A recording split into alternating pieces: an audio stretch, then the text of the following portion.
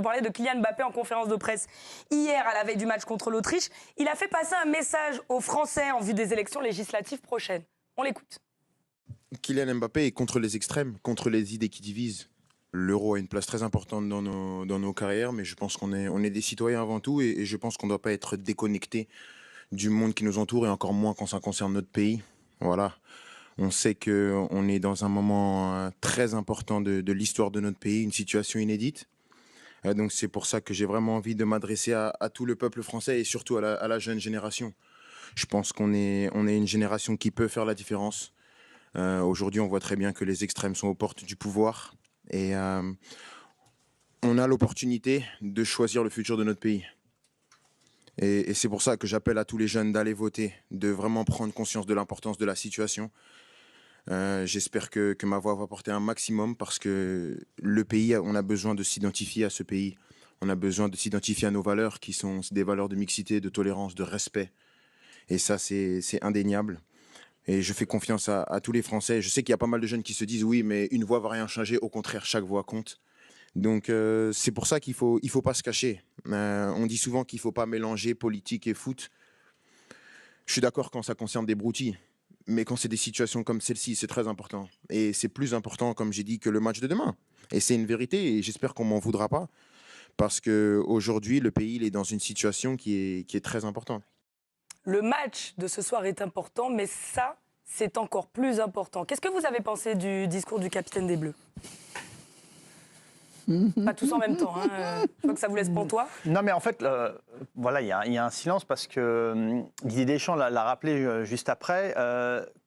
Cette situation est extrêmement compliquée parce que de toute façon, il va y avoir du pour et du contre. C'est-à-dire que là, moi, je trouve que sur la forme et sur le fond, Kylian Mbappé s'en est extrêmement bien sorti. Il a été, je pense qu'il avait préparé la séquence, il était à l'aise, il avait des convictions, ça se sentait. Je pense qu'il était aligné avec ce qu'il disait, c'est pas de la com.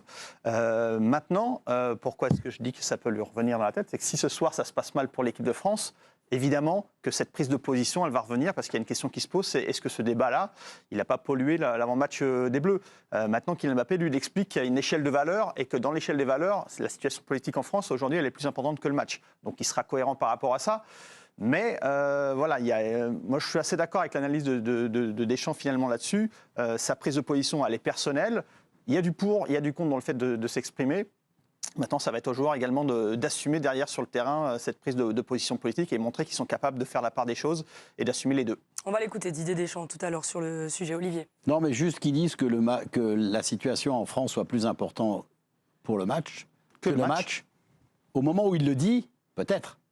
Mais là, ce soir, à 21h, j'ose espérer que ces convictions, que je respecte, il n'y a aucun problème là-dessus, mais le match est important. Et le match sera plus important. Il n'y a pas de doute, non, quand même, Olivier. Mais je l'espère. Mais non, je l'espère.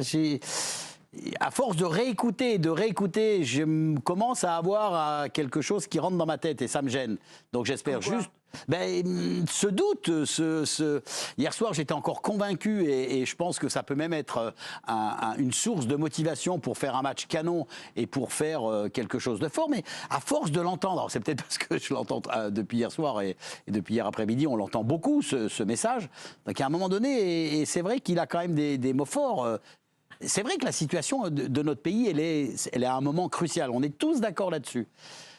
Mais j'ai vraiment envie de penser que ce soir, le match, il n'y a que ça qui compte, quoi. Il n'y a que le feu... Je pense pas qu'on puisse imaginer autre chose de leur part. J'en suis certain, mais...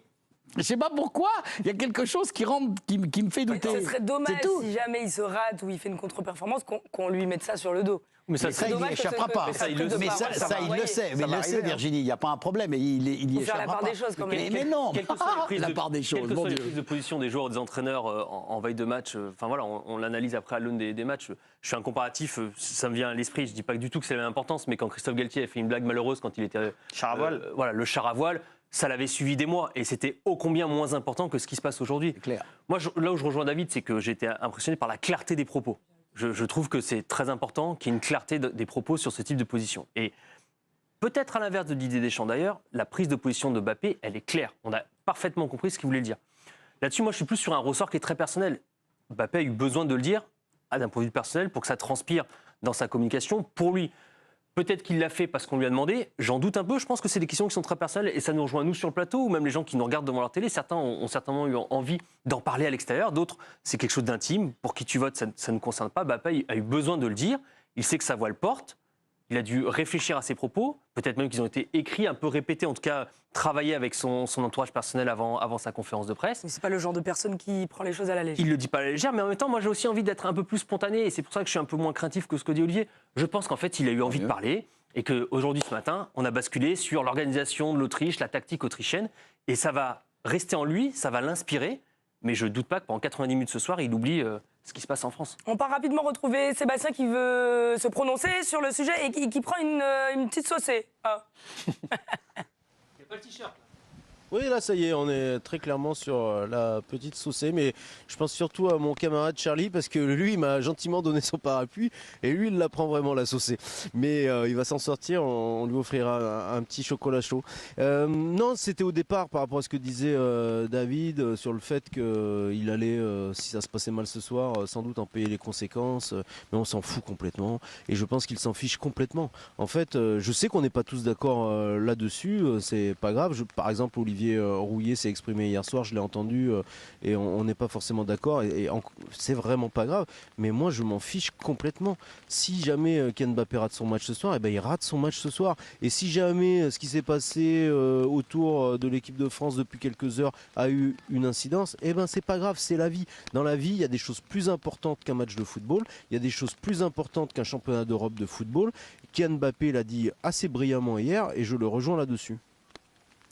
Est-ce que la presse s'intéresse à ce match de ce soir? Est-ce qu'il est important dans la presse? Alors forcément, on parle du match évidemment, mais effectivement, le contexte politique fait que les grands quotidiens généralistes du pays ne titrent pas du tout par rapport au match de l'équipe de France aujourd'hui. On a regardé par exemple Le Monde, Le Figaro, Libération, il n'y a rien de tout ça. En revanche, on a trouvé nos confrères du Télégramme en Bretagne qui ont fait leur une sur le match de ce soir. Il y a quand même un petit double sens, les Bleus entrent en campagne.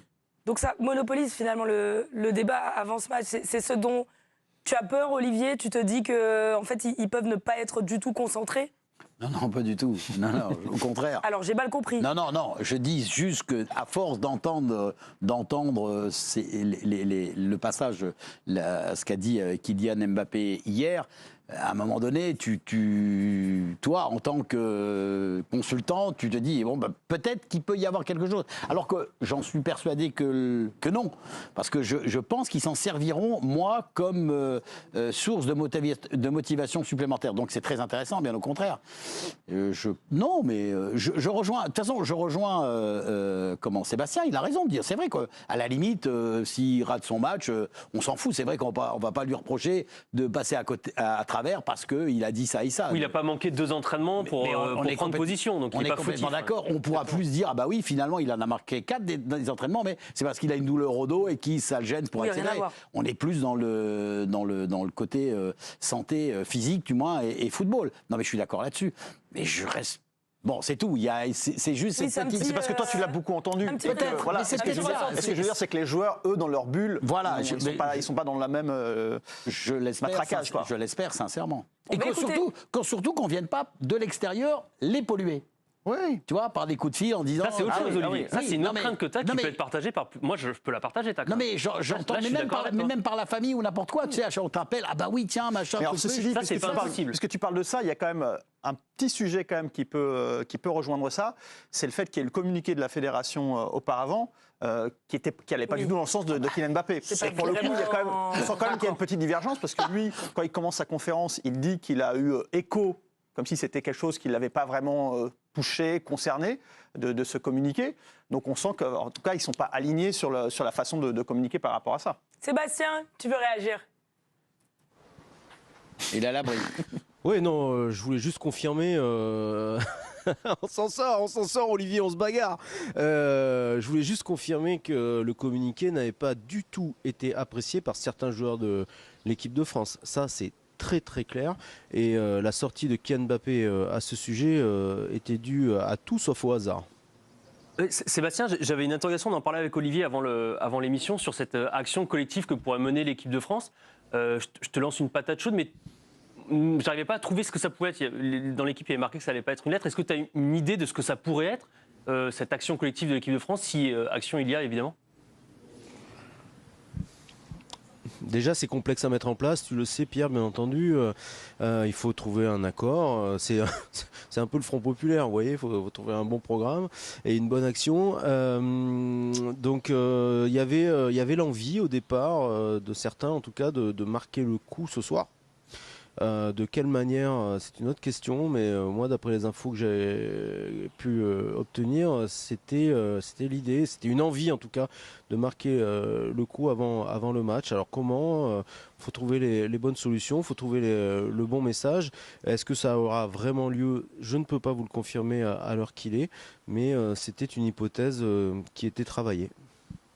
Et la question a été posée à plusieurs joueurs, pas seulement Kylian Mbappé. D'autres Bleus ont répondu. On va voir un petit peu ce qu'ils ont dit. Je pense que la situation en France, voilà, la sonnette d'alarme, je pense qu'elle a été lancée et qu'il faut, je pense, se mobiliser pour aller voter tous ensemble. Je suis pas là pour juger les gens. Là, il y a le droit de vote qui va vite arriver, donc voilà, il faudrait que tout le monde aille voter, que ce soit les jeunes, les moins jeunes et les personnes âgées. Si j'ai un conseil à donner aux Français, c'est d'aller voter. C'est le plus important parce qu'un taux d'abstention de presque 50%, c'est pas normal.